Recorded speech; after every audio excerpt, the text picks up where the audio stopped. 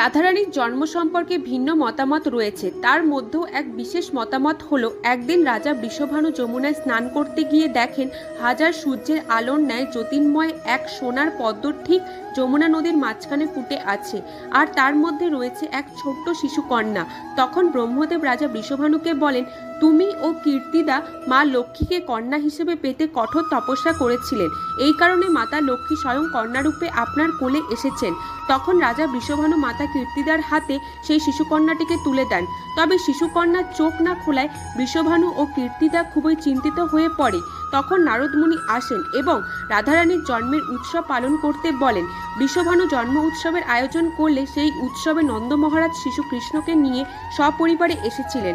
তবে যখন শিশুকৃষ্ণকে রাধারানীর পাশে শুইয়ে দেওয়া হয়, তখন শ্রী কৃষ্ণের স্পর্শে রাধারানী চোখ খুলেছিলেন এবং সর্বপ্রথম কৃষ্ণের দর্শন করেছিলেন। রাধে রাধে।